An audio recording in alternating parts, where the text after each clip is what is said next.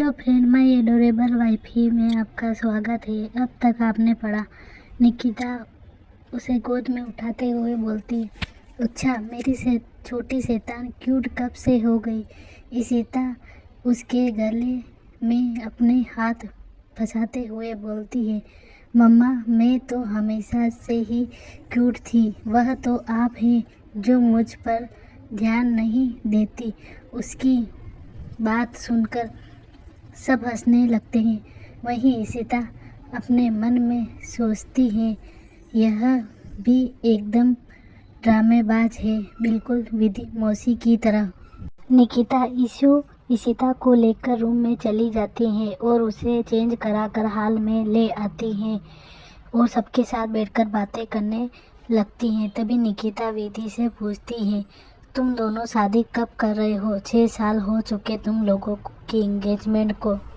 अब तुम दोनों को भी जल्द ही शादी कर लेनी चाहिए। निखिल, हम दोनों चाहते हैं कि हमारी शादी इंडिया में हो, लेकिन तुम इंडिया नहीं जाना चाहती। इसी पूछती है, मोम आप इंडिया क्यों नहीं जाना चाहती, जबकि आप तो वहीं पर रही हैं और मुझे भी इंडिया घूमना है, इसलिए प्लीज़ आप इंडिया चलिए। इसी की बात सुनकर निकिता किसी सोच में पड़ जाती है और उसके चेहरे पर हल्की सी उदासी आ जाती है।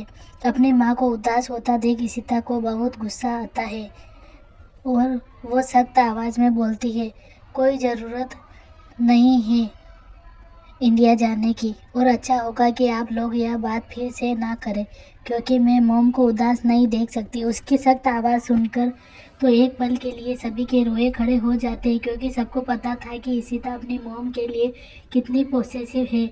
इशिता भी निकिता के पास जाकर बोलती है, मोम आप उदास मत होइए, मैं फिर से कभी आपको इंडिया चलने के लिए नहीं कहूँगी। उसकी बात सुनकर निकिता उन दोनों को गले लगा लेती है और बोलती है, मैं बिल्कुल भी उदास नहीं हूँ, मैं तो बस यह सोच रही थी कि आप मुझे जल्दी अपना बिजनेस इंडिया में शिफ्ट कर देना चाहिए, क्योंकि अब मैं भी इंडिया शिफ्ट होना चाहती हूँ ताकि आप लोग वहाँ का कल्चर सीखें। इशिता खुश होते हुए बोलती है, सच में मम्मा हम इंडिया शिफ्ट हो रहे हैं। उसकी बात सुनकर निकिता हाँ में सिर हिला देती है। इशिका खुशी से उसे गले लगा लेती है। विधि और निखिल भी खुश हो जाते।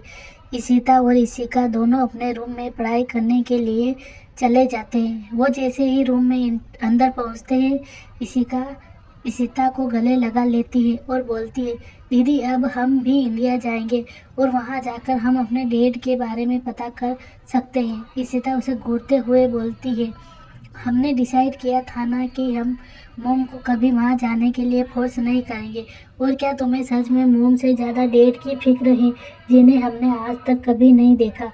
उसकी बात सुनकर इसी बोलती है, नहीं मैं सबसे ज़्यादा प्यार मोम से ही करती हूँ और आपसे ही करती हूँ, लेकिन मैं उन्हें ढूंढना चाहती हूँ और यह जानना चाहती हूँ कि उन्होंने मोम को चीट क्यों किया। उसकी बात सुनकर इशिता इमोशनल चेहरे के साथ इशिका को देखने लगती है। वह जानती है कि उसकी छोटी बहन बहुत ज़्यादा मस्तीखोर और सेंसिटिव है। वो उससे बोलती है, क्या तुम सच में जानना चाहती हो कि हमारे डेड कौन है? उसकी बात सुनकर इशिका सवालिया नज़रों से इशिता की तरफ देखने लगती है और बोलती है, दी क्या आपको पता है कि हमारे डेड कौन है? उसकी बात सुनकर इशिता उसे कोई जवाब नहीं देती और जाकर अपना लैपटॉप खोलती है और बहुत ही तेज़ी से कीबोर्ड पर उंगलियां चलाने लगती है। उसे देखकर ऐसा नहीं लग रहा था कि वह 6 साल की बच्ची है। उसके फेस एक्सप्रेशन बहुत सीरियस थे।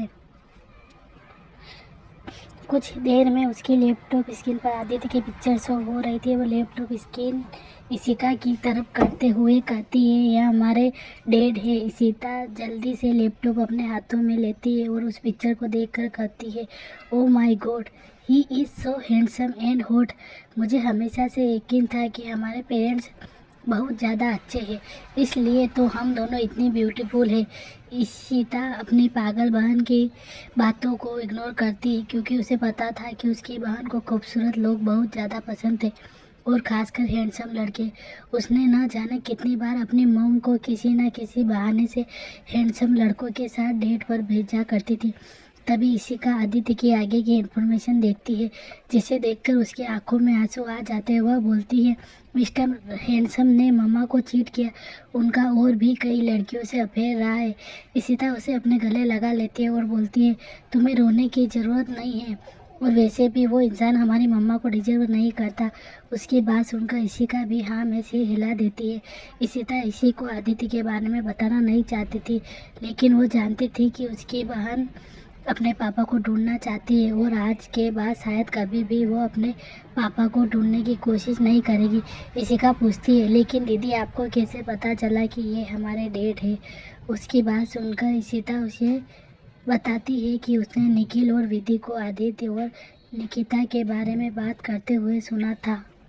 तभी उन दोनों को निकिता की आवाज़ आती है, जो उन दोनों को डिनर के लिए बुला रही थी। इशिका और इशिता दोनों जाकर डाइनिंग टेबल पर बैठ जाते हैं और वह सब हंसी खुशी अपना डिनर करने लग जाते हैं।